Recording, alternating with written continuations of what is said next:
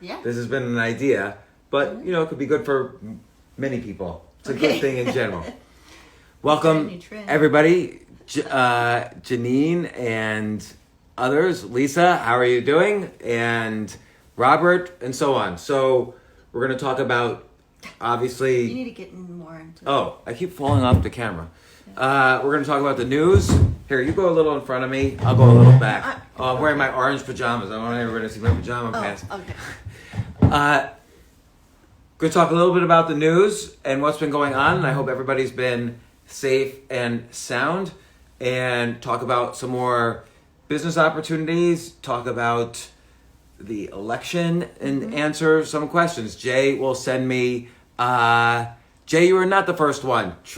Don't always try to be the best at everything. Let other people come first occasionally. But Jay, you do need to send me the IG Live link. And Jay, keep track of the questions. I always see that there's more questions than you actually put on there. But Jay, you're doing great. Don't worry. How's everybody doing? Last night at in New York City, there was a curfew at 8 p.m. And right around 8:30, we heard all this noise. We looked out the window and all these people were running towards the front entrance of our building. And I don't know, there was about several thousand people walking past the building. You saw someone with a bat. Yeah, right? In their backpack. Yeah. So, if you listen to my podcast this morning with Eric Adams. So Eric Adams is the Brooklyn borough president. He's a good friend of ours. He's African American. He was a police officer for 22 years. And then he got into politics. The Brooklyn borough presidency, he won with almost 92% of the vote. He's running for mayor next year. But again, he's a good friend of ours. He came over for Thanksgiving, which feels like 20 centuries ago. It feels like before I was born even at this point. But Thanksgiving was just a few months ago, really. And I called him yesterday and I said, look, what's going on? We need to we need to understand, is there leadership? Is there a way that you see this as potentially ending? And how will it end? Because it made all of these protests, and I said to him, it made me think of the last two times I could think of in history. It made me think of 1992, the LA protests where Rodney King, the protests were devastating, rioting, looting, and Rodney King, who was the victim in that case of police brutality, but he wasn't killed, fortunately. Rodney King stood up and said, can't we all get along? And that ended the protests. And then the time before that, historically, obviously there's been other protests and everything, but on such a national scale was when Martin Luther King was assassinated and Robert F. Kennedy, against the advice of his advisors, Robert F. Kennedy was in Indianapolis. And he stood up, and first off, he informed all the people at this campaign rally that Martin Luther King had been assassinated, and you could hear people screaming when he told them this. And then he did this televised speech where he basically said, I too have had a member of my family killed by a white man. And in that way, he was able to relate to everybody who was protesting all around the country, and he calmed the situation down. And I asked Eric, what is going on? Who could calm the situation down? And is there a similar voice now? Because I don't believe there is, either on a city level or governor level or national level or a civil rights level. And, what's going on with all this rioting? Because we were seeing, stores just a few blocks away were being, smashed and broken into.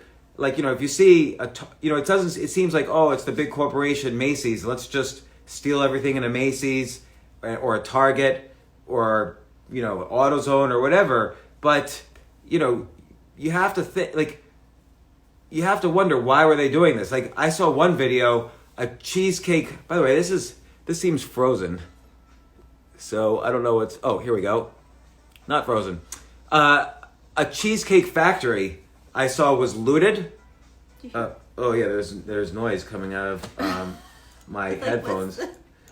There was a cheesecake factory that was looted, and I saw a woman walking out with everything she stole from the cheesecake factory. It was a cheesecake. So could it be that people were just hungry and going into Target to grab like a bag of chips. Or like, I was just so funny to see, it was like a white woman carrying out a cheesecake and eating it. And that's why she broke the law and broke into a cheesecake factory, was just to steal a cheesecake. It's like, this is how, was this a result of the pandemic and the lockdown, or was just people going crazy? But one thing Eric said was, first off, let me deal with the issues of the protesters in a second.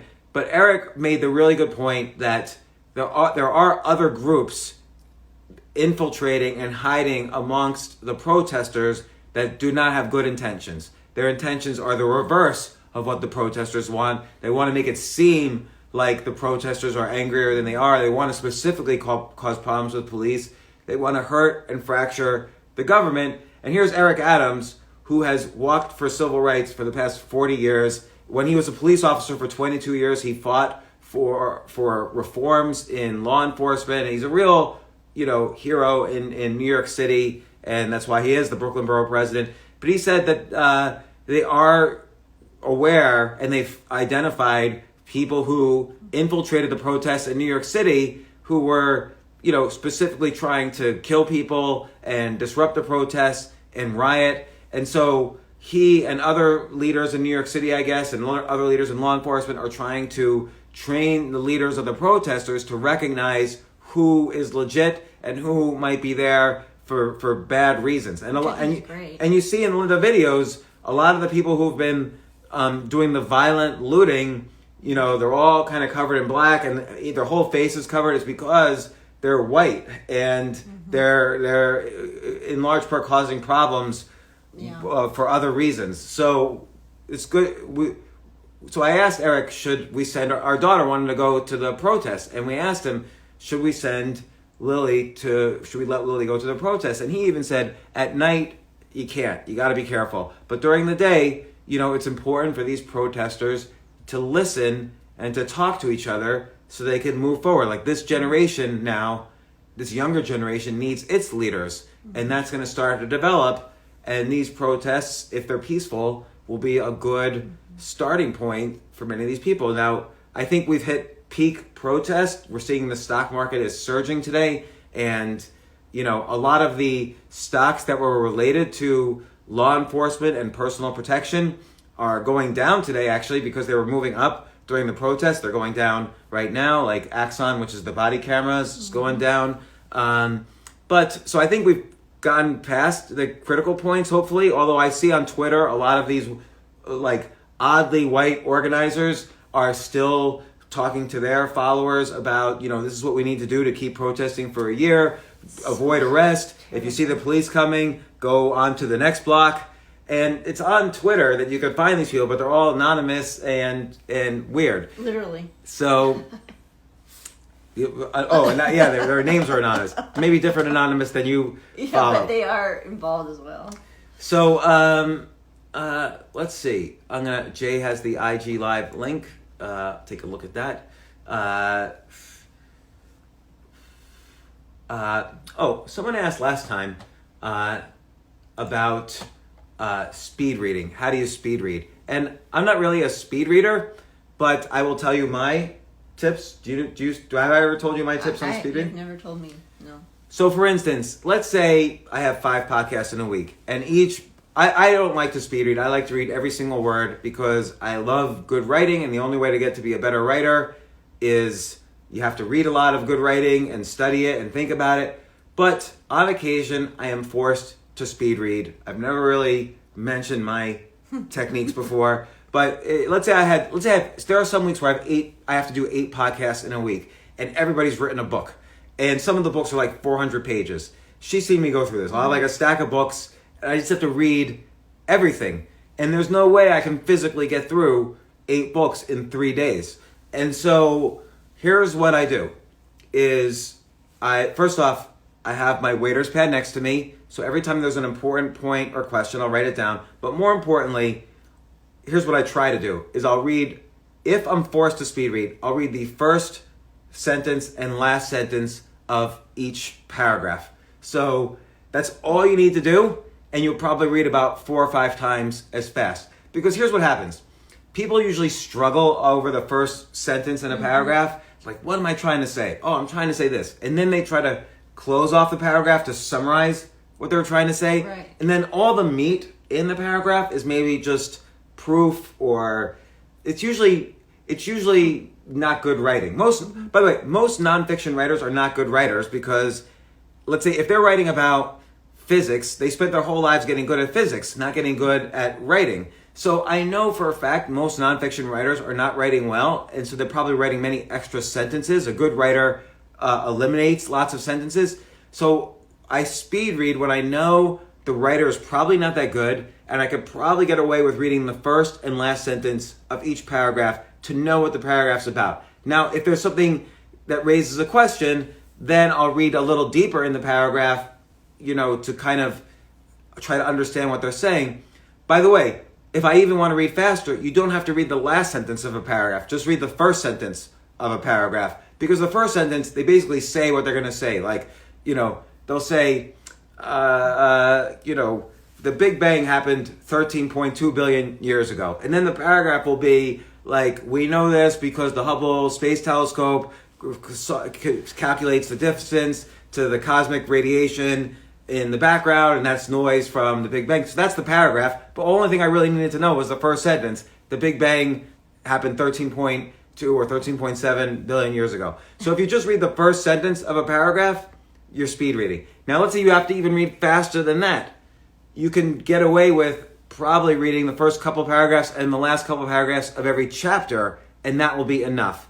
And even on top of that, read the first chapter very closely, because that will summarize the whole book, and read the last chapter very closely, because when you talk on a podcast about the book, if you reference the last chapter, you build up trust with I'm just saying, I rarely do this. This is just the down and dirty. If I'm pressed for time, this is rare. But if I want to kind of build trust with the podcast guest, I'll make sure I read the last chapter very thoroughly so I can refer to it. I'll even read the acknowledgments at the end, and I'll refer to the acknowledgments. And then they'll say to themselves, man, you really read it if you're asking me about the acknowledgments. And by the way, 99% of the time I do really read it, but I'm just saying if you're in super fast, you need to do something really fast. Again, the first trick, read the first and last sentence of each paragraph. Trick number 2, if you need to read faster, just read the first sentence of every paragraph. Trick number 3, read the first few paragraphs and last few paragraphs of each chapter. Trick number 4, just read the first chapter and the last chapter, and always refer to the last chapter in the podcast. Then you create this enormous impression that you've read it. Finally, have your waiter's pad next to you and take notes on everything you think that's important. Now, by the way, you're never going to look at those notes again. I don't read off my notes when I'm doing a podcast, but it helps me to remember the important points that the author was trying to make, and it's helpful to look at right before I go into the podcast. Because usually as soon as the podcast starts, even now after doing like 1,000 podcasts, I'm so incredibly nervous. Sometimes I actually forget the title of the book that I just finished reading. Even if I've read completely the whole book, I'll forget the title. I've had situations where I've forgotten the podcast name. I like Joe Biden, the podcast, and I forget the guest's name when I sit down to do the podcast with him. Then I get really nervous and I try to Google something. Oh, excuse me, there was one point I wanted to look up or something like that. But I'm just being honest. Most of the time I read the entire book. I'm very familiar with the career. I watch all the podcasts. I listen to talks that they've given. Like most of the time I over-prepare, and I think I have a reputation as a podcaster for over-preparing. But sometimes if I have to do 8, 9, 10 podcasts in a week, I can't over-prepare, and I can't do everything. Which is why I'm loving these IG lives. So that's how I do a podcast. By the way, you all should start doing a podcast. Like Jay could correct me in the comments if I'm wrong, because Jay's not going to believe what I'm going to say.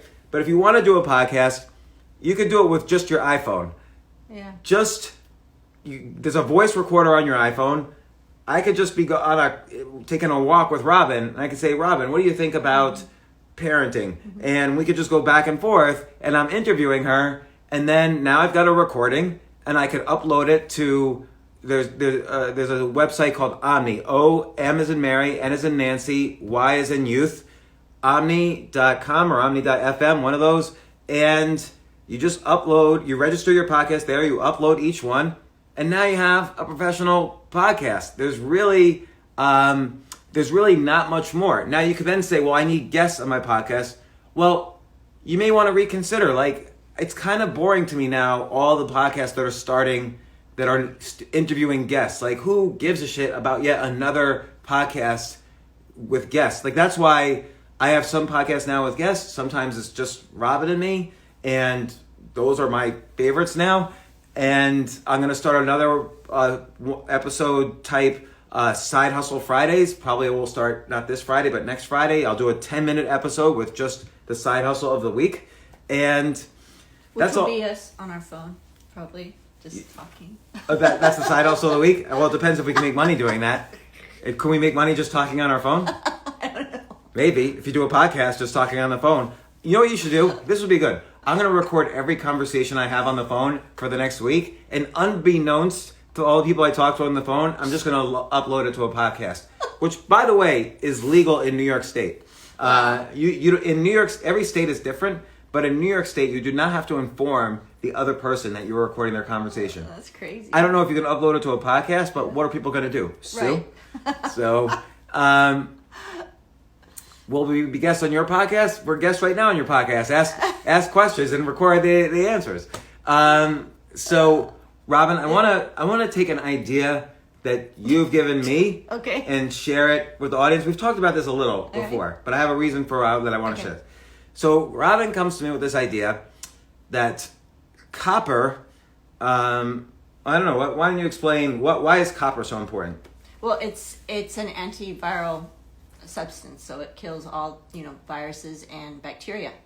So like, why isn't silverware copperware? Because it would be cheaper, right? Right. Copper is cheaper than silver. Right, but with silver, it has to be moist to work for some reason, so that's why it's. But copper works moist. But copper works moist and it works dry. So why don't people eat with copperware instead of silverware? Silverware also is antiviral, right? But it needs to be moist. Right. So that's why there's silverware. And you can even have goldware, but it's 60 times more expensive than silverware. Well, they used to. I mean, I don't know. The Egyptians used to use it. I mean, a lot of different, cultures. Copper or gold? Copper. Oh, yeah? Mm-hmm. But they just don't now. Just because it's ugly looking. I guess. I don't know, but we'll have someone set. So, Florida. So I Googled this, is copper antiviral, and I found a whole bunch of studies. So, for instance, this is from the Smithsonian Magazine, April 14th, 2020, and it says, what does it say about copper? Copper's virus-killing powers were known even to the ancients. So the SARS-CoV-2 virus endures for days on plastic or metal, but disintegrates right after landing on copper surfaces. Here's why, blah, blah, blah. And it goes on and on about copper. So if you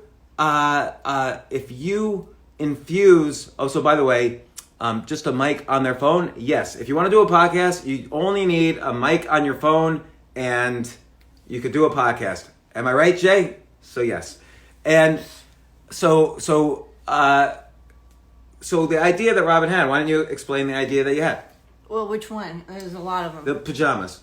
Oh, well, the pajamas, yeah. You just find a source where you can buy the fabric, which is impregnated with the copper, and then... Impregnated, that sounds sexy. Yeah, well... Is that what they call it? Infuse it. Okay, infuse it. But it impregnated too. It depends on what process. So when it's coated, anyway...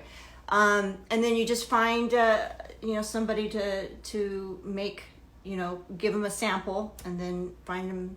I don't know. You can design, and they can design it. So these copper pajamas that we got, they're orange. Do they have to be orange because of the copper? No. Because these are the only color they sell. No, not an orange. And it's like $60. How much do you think it would cost to make these pajamas? Gosh, I don't know. I haven't even. So let's say it costs $20. That. Let's say it costs $20 to make copper infused pajamas. You could have like a nifty little design, maybe a little logo, like you could put stripes on a shoulder, you could put a little logo here, like the antiviral, the Wuhan pajamas or whatever, I don't know. And now you want to sell it. So the reason I wanted to bring this up is I think this is an interesting product idea. but I want to give this as an example of copywriting. And so a few weeks ago, I talked to you about why copywriting, just to define it, is a way to write something that like an ad, so that you convince people to buy what you're trying to sell. And copywriting is more, I can't just say, buy this because it fights diseases, because that's not interesting enough for most people to say, oh, okay, I'll buy it. I'll just trust this guy to buy it. So copywriting is this way to write using all these cognitive biases that will convince people to buy what you're selling. So let's say I was trying to sell these copper infused pajamas. And so I'm going to describe the 6 U's, which I've used before to describe you need to have all 6 of these U's in your letter. And first thing I want to explain is, when you're copywriting a letter, you want it to be a long letter, because there's a cognitive bias. If someone reads, you ever get those ads like, here's how you make $1 million tomorrow. You say, oh, I'll click on that and read it. And then you start reading and it's like, oh, when are they going to get to the point? When are they going to get to the price? How can I buy this? Sometimes it might take you a half hour to read. These are like 30 or 40 page letters. But don't you think people, though, after a while, you just stop doing it? Yeah. It's like, I stop. Yeah, you stop because you're not the buyer. So anybody who finishes will buy. Mm-hmm. Because the cognitive bias is their brain is telling them, man, I must have read that whole letter for a reason. I guess I should buy. But don't you think, though, if, I'm interested and I'm in there for 10 minutes or 15 minutes, don't you think that if they shorten it a bit, and then they get to the point that they may have more? That is a great question. So when I first started using a copywriter to sell products, I hated the copywritten letters. They were just disgusting. I hated the 4 U's, the 6 U's, and whatever. And so I complained to the guy who was writing all these letters, and he said, listen, do you think your message is sincere and authentic and honest? And I said, yes. But that's why can't I just write something that says, this is what it does, you should buy it? And he said, okay, why don't you try that and we'll compare. We'll split this email list in half, and we'll send your email to half, and we'll send the copywriting email to the other half. The copywriting email sold like 10 times as many. I'm a good writer, and the copywritten email, which was disgusting, sold 10 times as many. So if you want your message to be heard, and if you believe in your product and you want your product to be sold, copywriting is a better technique for selling it. After too long, I leave the video and just don't want to buy it. That's correct. Yeah. The people, but you would never. Chances are you never would have bought anyway. That's the thing. So the longness of the video and the writing is what gets people to buy, because part of what makes you buy is the fact that you sat through the whole email. Like a lot of people who say, oh, I'll get back to this later, or a lot of people just read a short email and say, oh, this was interesting. I'm going to finish reading all my emails and then I'll get back to this. They never get back to it. Someone who sits through the entire letter, they have this cognitive bias to buy. Interesting. And, they get more and more. The more you read, the more details you get about the product. But let's talk about the 6 U's that have to be in. Let's say I'm selling the copper pajamas. Mm-hmm. So the first U is urgency. So how would you if you were writing this letter to sell copper infused pajamas, I would say it's urgent for 2 reasons. One is, hey, Dr. Fauci just said second wave might be coming back in August or September, which he did say. Mm-hmm. So I'm being sincere. Mm-hmm. And if you buy while still in June, we guarantee that supplies will last through June. And if you buy now, you get 15% off. Mm-hmm. So that puts urgency in there. And then you have to say, another U is unique. So you have to say, we've studied 60,000 types of pajamas. None of them are copper infused. And by the way, copper is good for antiviral and so on. So which one? Oh, that was unique. Oh, this is the only place you could buy copper infused pajamas that really are infused all through the pajamas, or whatever the manufacturing technique is. Then you have to offer unquestionable proof that this is a good product. And so DJ Easy Wheezy is asking, is this an ad? No, this is not an ad. We don't have the copper infused pajamas. We haven't made them yet. But if I'm explaining to everybody, if you were to make an ad and it was a copywritten letter, and I'll explain you would use a copywritten letter. These are the U's that you have to follow these 6 U's in your letter. So you have to say it's urgent. So that means buy while supplies last, 15% off, get your copper infused pajamas before the second wave hits. And then you always have to be ultra specific. So that's another U. So I'm skipping unique for a second. But ultra specific, you have to say, why is there a second wave coming? Well, Dr. Fauci on May 15th, 2020, at a press conference at the White House, Dr. Fauci said there's going to be a second wave by September. I don't know if he said that or not, but let's just say he said that. And then unique, these are the only clothes on the universe you can get that are fully copper infused. You can't get them anywhere else. Unquestionable proof, you say, like I just Googled, in Smithsonian Magazine on April 14th, 2020, here's a quote from Smithsonian Magazine. They tested copper on the coronavirus. Coronavirus disintegrated instantly. This is why the ancient Egyptians had copper doorknobs. Don't they have copper doorknobs here? Isn't that the reason for copper doorknobs? Yeah, they used to do that. It used to be popular. They're not popular now? No, not really. Mm-mm.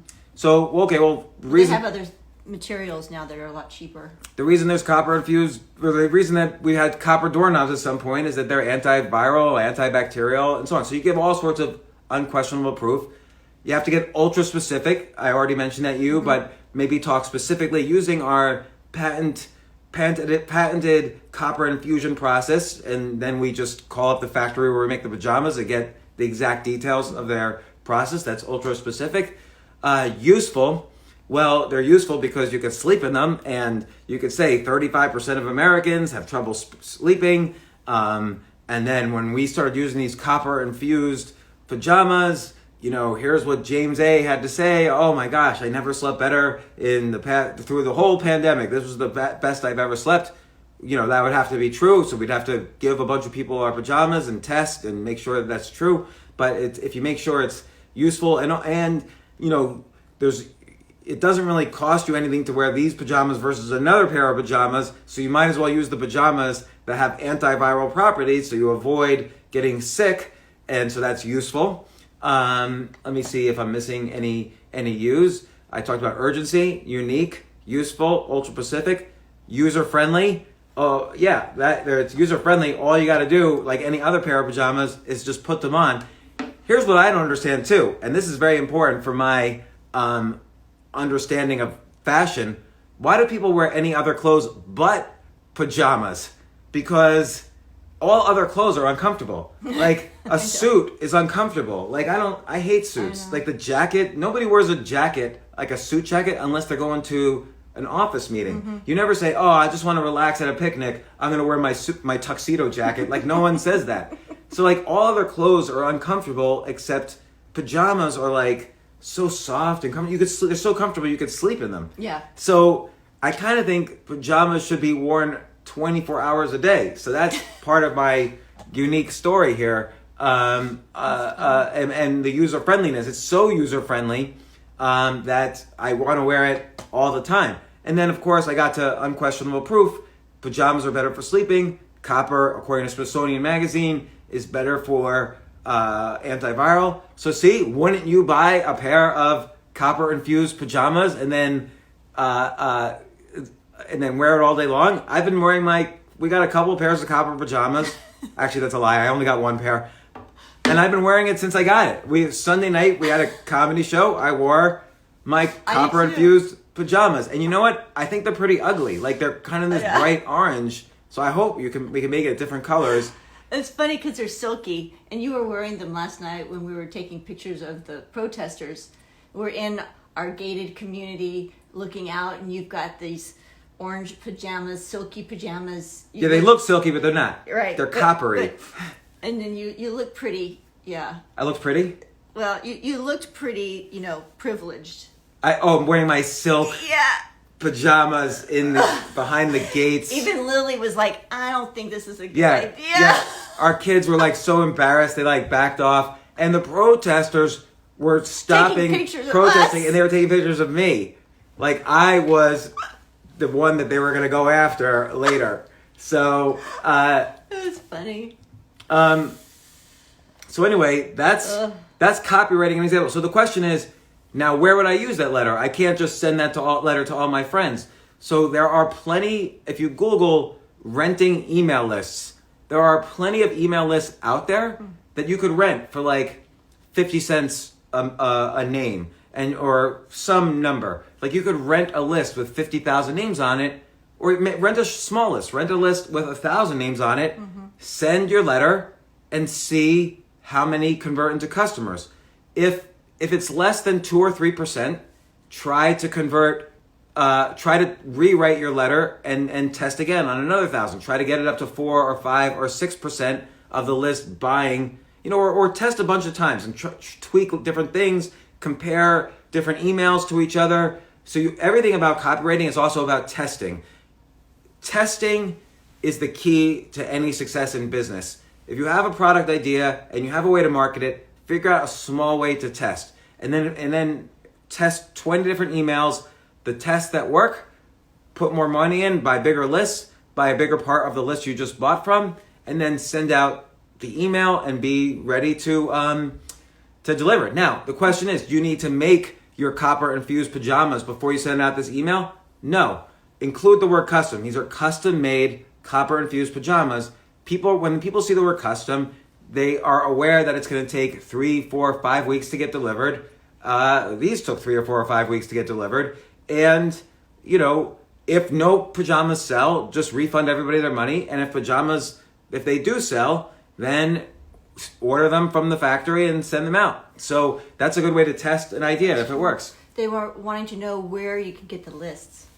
That's a good question. So right now, there are probably a lot of people, you get lists all day long. Look at your spam box, or forget your spam box because those are the bad email lists. Look at the emails you get all day long. I get emails like 20% off at such and such, publisher or whatever.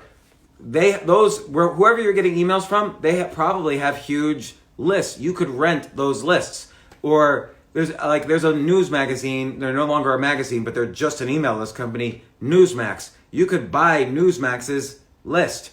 And Newsmax, they cater to like a conservative Republican audience. You could find, depending on who you think your audience is, you could find publications that could cater to that audience and your demographic. And you could rent their list and they will say, okay, we'll schedule you for June 15th.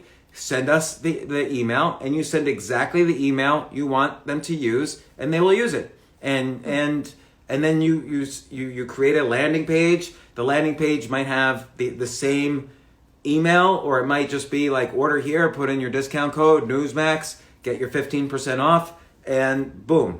That's really cool. I wonder if I Google rent email lists, what comes up? Okay, the first thing that comes up is www.exactdata.com.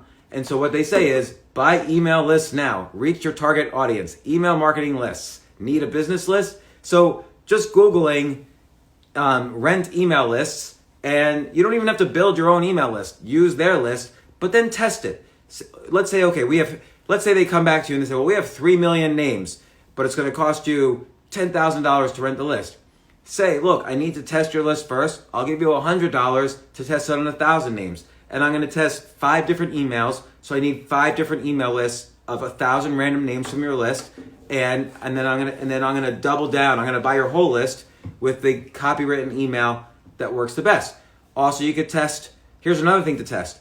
Test video versus email. So instead of sending the email, make a video of the email. So do have an email of someone wearing the pajamas saying the entire email, and that if somebody watches that whole video, they're going to buy. Have a man and a woman on it, and if someone watches the whole video, again, they have a cognitive bias. Oh, I just sat here and watched this video about pajamas for 40 minutes. I learned this. Your brain's going to tell you didn't waste your time. And so the only action you can do to prove to your brain that you didn't waste your time is buying the pajamas. So that's why, as a cognitive bias, if you watch the whole video, you will buy. That's why it doesn't matter if you or you or you don't watch the whole video. You weren't the intended audience to begin with. The next technique is you make it into a webinar where there's like a girl asking the inventor of the copper-infused pajamas questions. Like, this is, I'm an epidemiologist on Twitter, and I'm saying this. So that is the lesson. Wally, I owe you a phone call. We miss you. I can't see anything, so it's hard for me to see who's saying. I just saw Wally's name pop up. Wally, we want to have you over now that the coronavirus is over, because everyone's been. By the way. Yeah, really. By the way. So where is coronavirus these days? Well, here's the bullshit headline of the day. We're gonna skip to the bullshit headline of the day. Is it safe to go to a pool, the beach, or a park? A doctor offers guidance as coronavirus distancing measures lifted. So, are you kidding me? That just came out. That's on CNN. Is it safe to go to the beach or a pool? Excuse me. There are 50,000 people right now in Washington Square Park, like jammed next to each other, literally spitting on each other, and fighting, and bleeding, and hugging, and smashing windows with their bare hands. So maybe you should ask how these people could be safe from coronavirus. Like, I think the woman reading like a John Grisham novel at the beach all by herself is at zero risk for coronavirus. So, particularly if she's wearing a copper-infused bikini and a copper-infused towel. So that was the BS. Jack Dylan, I do love CNN. I don't know why. I should probably find another. I've used other websites, but it seems like every day CNN has the bullshit headline of the day, so I just stick with it. Also, CNN just rejected a TV show idea I had, so screw them.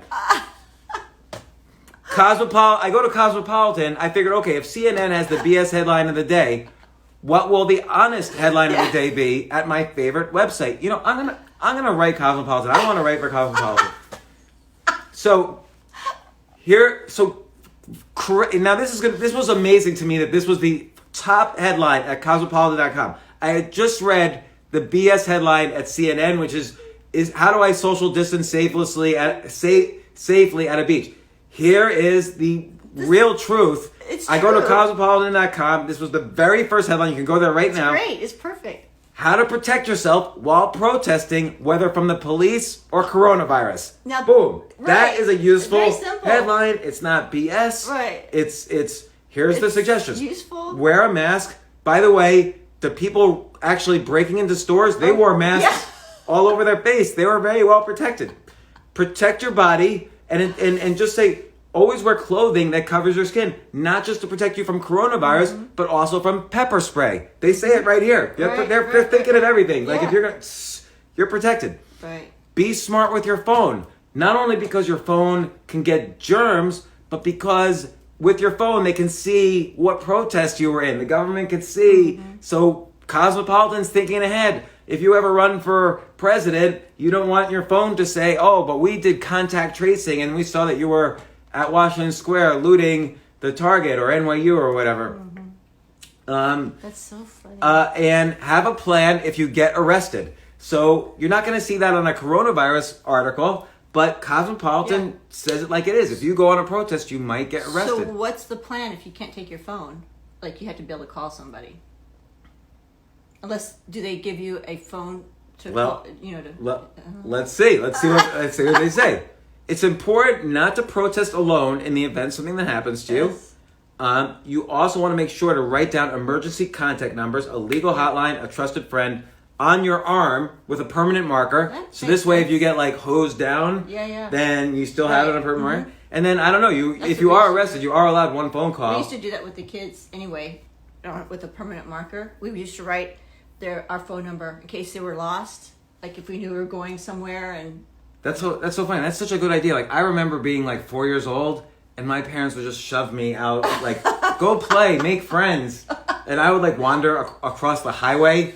Like there was a highway a couple blocks. Like I literally remember being 3 years old and like dodging cars over a highway, and then my dad was driving around to try to find me. I had a big wheel, so I rode a big wheel across the highway. Even back then, they didn't we were write driving they didn't write down. Yeah, even back then, they didn't write down my phone number. But by the way, Mine didn't either. if you're arrested, though, they will. They'll take your phone, but you're allowed a phone call, so that's why you have to write it down. A friend's number. It makes sense. So once again, Cosmopolitan with the reasonable, important headline of the day. I love CNN. that. I'm gonna read it now. So tone deaf is asking today, what do you do? How do you keep yourself safe from coronavirus at the pool? Well, if you're at the pool, like just don't do anything. There's chlorine in the pool. That's probably pretty good for you. And don't forget, there's Coppertone suntan lotion, right? So doesn't suntan lotion have copper in it? They do. Zinc. I bet. Why is it called Coppertone? Because it's gonna make you look coppery. That's the look that you want. Yeah. Okay. Coppertone. Well, let's just see. Coppertone is the leading brand. What are the things in it? There's Coppertone Girl. Oh, it doesn't say. There's no copper in it. That's funny. Someone asked me, or they were saying something about brass, and brass is copper, but it has like zinc and other type of. Make sure something is on the periodic table of elements. So brass is not an element, whereas copper is one of those special elements that formed within a trillionth of a second. It does have copper in it, but has copper in it, but it's a mostly mixture. Zinc So it's got like aluminum. It's got a mixture. Nickel. All these things: nickel, copper. Like a penny has Yeah, nickel in it. Was a penny copper or bronze? It's copper, but it's mixed with nickel. I Yeah, believe. I think. Oh, this was a side hustle. I don't know if it exists anymore, but if you collect older pennies, they have more. The copper in those pennies is worth more than a cent. So you can melt it all down. But I don't know if that actually works or not. Which is interesting because when I lived in Ghana, we had no phone service because they would steal the copper wiring for the phones. Really? Yeah. So they do that all over. Protesters? No.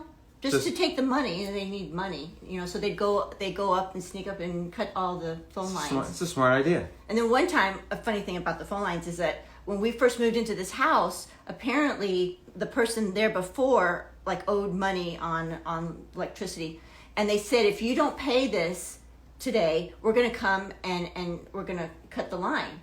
And I was thinking, oh my gosh, we have a what do you call it, a generator, so I thought not a big deal. But they came and actually physically cut the line. Really? They climbed up the ladder and they just cut it. And so when you paid, how did they put the line together? How do you do that? I don't know. But it's all jumbled up like this with all these. I'm like, I don't even know how they know which line to cut because it's like this huge mess of entangled. Do you ever feel like do you ever feel like society is built like they're done? Like they made all the electric lines, they made all the tunnels and bridges and subways and buildings, and now they're done. Because I feel like they're not doing anything new. Because I feel like if I went back in time 1,000 years, maybe everybody the Knights of the Round Table would be, we got to kill this guy. He's weird or whatever. And I'll say, no, wait, I'm from the future. I could help you. I'm from 2020. I'll help. But then if I think about it, what can I do? I can't really invent. Do you know how to invent anything that would help somebody 1,000 years ago? I can't even tell them how to make a pencil. Yeah, because it's so many things it took to get to that point. Yeah. Right? Could you make a book? Can you print a book? Right. How does the printing press work? Yeah. I don't know. I know. I can't make a computer. I could we program. wouldn't be able to print with those printers back then. Yeah, 1,000 years ago.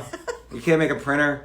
Would you know how to? I can't. We're not good at calligraphy. Would you know how to cook anything? I can't cook anything without an oven. Would you know how to make an oven or cook? Well, you just do fire. I can do that. Do you know how to make a fire? Yeah. How do you make a fire? Well, you get. Do you know how to make a fire? Yeah, you can get. It's what is it? It's a stone that you use, and you can flint. Yeah. Do you know how to find a flintstone? If you were if you were at the Knights of the Round Table. And they're about to kill you, you would say, wait, I'm from 1,000 years in the future. Get me some flint, pronto. and I'll show you the future. I think you could use any. I think it's in a lot of stones. Have you ever actually made a fire? Yeah. Really? Uh-huh. I have never made a fire. I learned that in survival training. I would not be able to make clothes. I would not be able to make a bed. I would not be able to cook because I can't make a fire.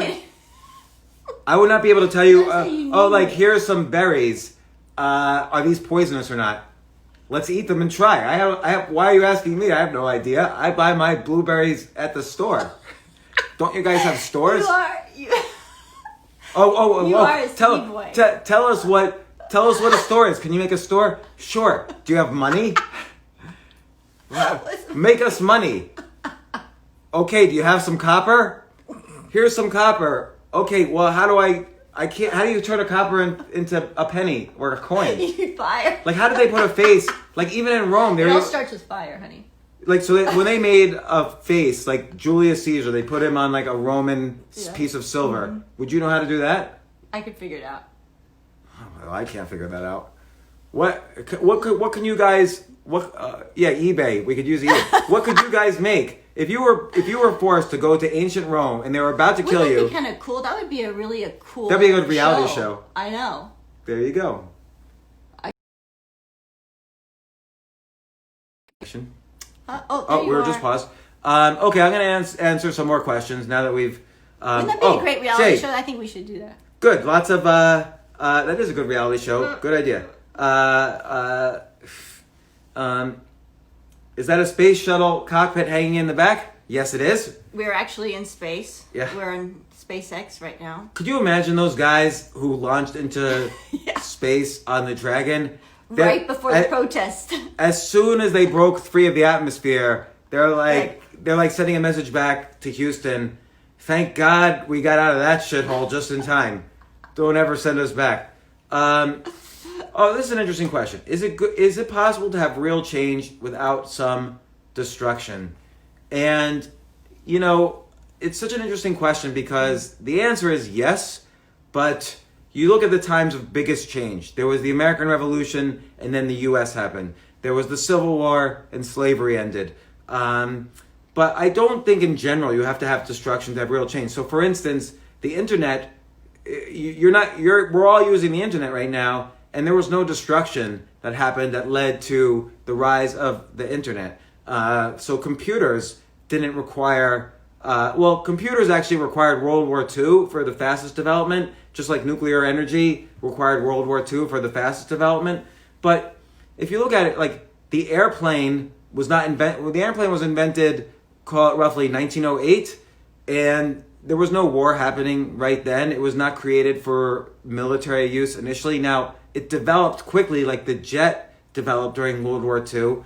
Trains did not develop for military reasons. Trains developed so you could transport people from New York to California or Chicago or whatever. So trains were developed. So most of transportation, I feel, was not developed out of destruction. So you had, since 1800, in 1800, in 1800, it took Thomas Jefferson 6 days to go from Philadelphia to Baltimore. And now it's just one train stop on the Amtrak. You can go to the moon and back faster than it took Thomas Jefferson to go from Philadelphia to Baltimore. So a lot of in the past 200 years, we've seen such a great innovation in transportation that did not involve destruction. Now we're seeing more innovation in bits than atoms. So where's the innovation? It's in the internet. It's in AI. It's in social networking, for better or for worse. Social media, CNN.com. This is where, we've innovated with bits rather than atoms, and that did not require disruption or destruction. Tesla working on electric cars, that did not require destruction. So I do not think change requires destruction. In fact, destruction could move things back. So the Dark Ages in the early part of the last millennium, the Dark Ages occurred because of destruction. So it was the downfall of the Roman Empire. It was all these wars, and the economy didn't really come back until the printing press and the Renaissance. So the innovation creates change, but destruction does not create change. So, in fact, this is a really important point. In order to have innovation, you need to have free speech. You need people to discuss and exchange ideas so that they could develop new ideas. So most great ideas were created because maybe I'm a scientist and I read a paper that came out of Moscow and another paper that came out of Berlin, and now let's say I'm sitting at a job as a clerk in the Swiss patent office and my name is Albert Einstein, I could come up with the theory of relativity. If Einstein had not already read papers by Lorentz and other physicists, prominent physicists at that time, he never would have had the theory of relativity, which ultimately led to nuclear energy and so on. So it's actually the reverse of destruction. You need free speech. You need free exchange of ideas.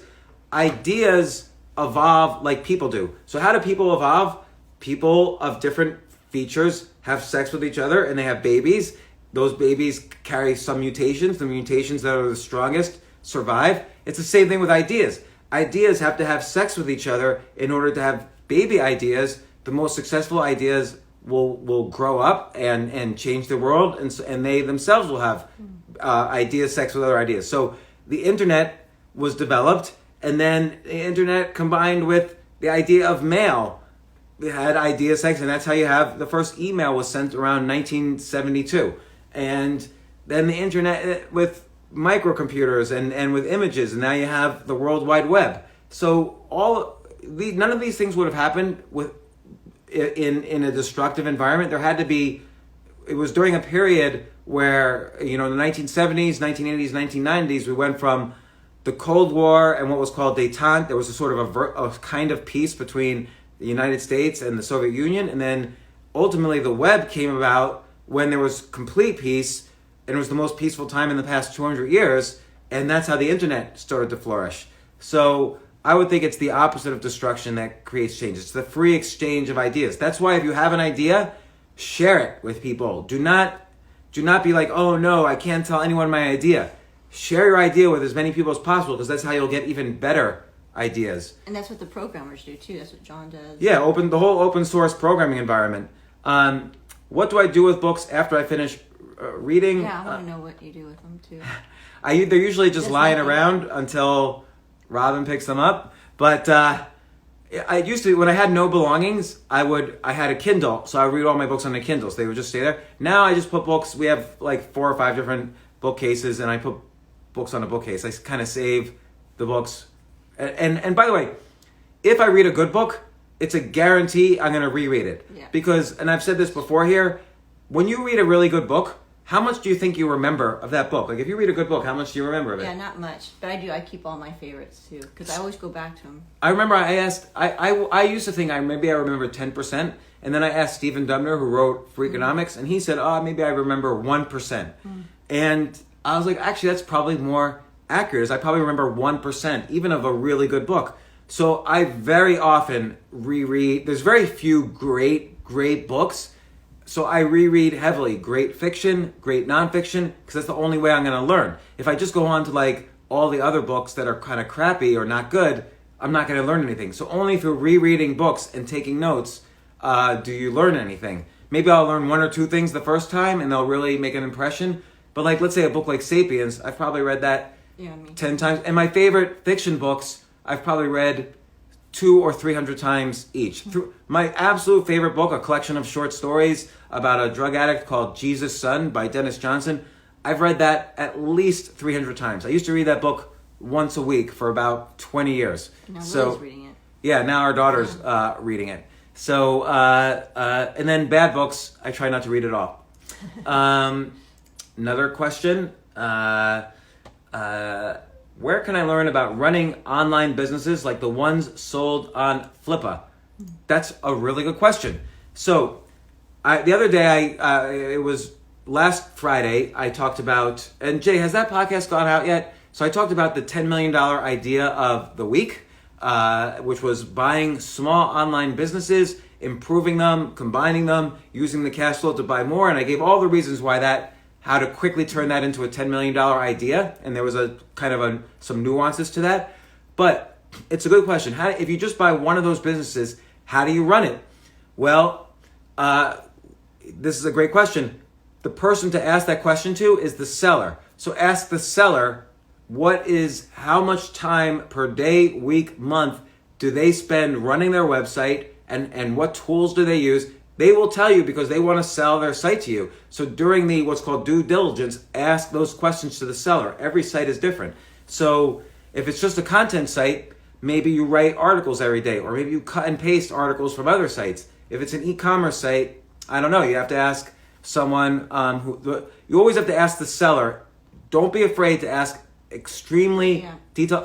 When I first started being a venture capitalist in 1999 or early 2000, I raised a $200 million venture capital fund.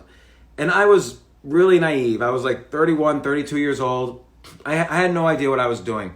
And one of my partners and I would go to these meetings, and he would ask the dumbest questions. We'd go to these meetings of companies that wanted to raise money, and his name was Mark Kennelly, and he would ask the dumbest, stupidest questions. And I would think to myself, oh my gosh, this guy is such an idiot. He is so stupid. Like, why is he asking? These people are going to think he's an idiot. But then I realized I was the idiot. He was the smart person. He would just sit there and he would say, pretend I'm 5 years old. Explain your business to me as if I'm 5 years old. And they would say something like, no, I'm 5 years old. Even simpler than that. And so they would be forced to explain their businesses to him and to me as if we were 5 years old. I would be embarrassed the whole time, which is why he was a good investor and I wasn't, because I was barely listening to them. I was too busy thinking how stupid he was. But he was smart. He was asking all the right questions because he wanted to know the exact same thing, which is how would he run this business if he had to run it, if we invested. So always don't be afraid to ask questions in any situation, even these IG lives. When I do a podcast and I ask questions, I want to look stupid. If I'm trying to prove how smart I am, then I'm not going to get all the information from the guest who's on the podcast because I'm too busy trying to act smart, and then I'm never going to talk to this person again. So always try to act as stupid as possible, because what's the flip side of that advice? The flip side is always stand next to the smartest person in the room. And if you're the smartest person in the room, you're standing in the wrong room. Yeah. So that's the advice. Someone asked about, and he's been asking this for a while. He is a computer scientist. Yes. And what do you recommend in that space? For what? For a computer scientist in that. Well, like, I don't know if he's young or if I don't know, maybe he's just starting out, but he is a computer scientist. Well, I would start, it's funny because I went to undergrad for computer science. I went to graduate school for computer science. The first 12 years of my career, I was programming software constantly. I definitely put in my 10,000 hours programming, but I don't think anymore I would be able to program. It's been like 15 years since I've really written. Oh, computer science is broad. Yeah, so I'm just going to answer this how I would answer it. So I wish I still had my computer science skills. I don't think I do anymore, really. But I do think the reason I wish I had those skills is because right now there are so many opportunities. If you have skills in programming, the world is your oyster. There are opportunities in big data, in AI, in drones, in self-driving, in robotics. We're working with a programmer right now to create a very exciting piece of software that we're building. Just the key is get your waiter's pad. Start. This is more important for you than anybody else. Start writing your 10 ideas a day down. Within 3 to 6 months, you'll be a super nuclear idea machine, and you'll start having good ideas.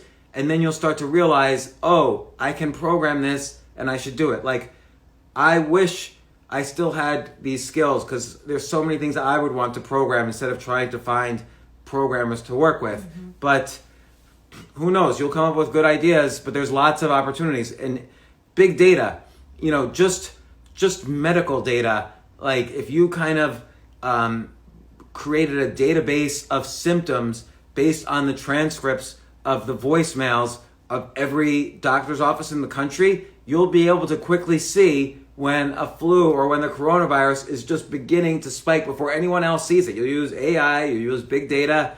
Who knows? There's a million ideas right now. You can imagine a Shazam of Facebook.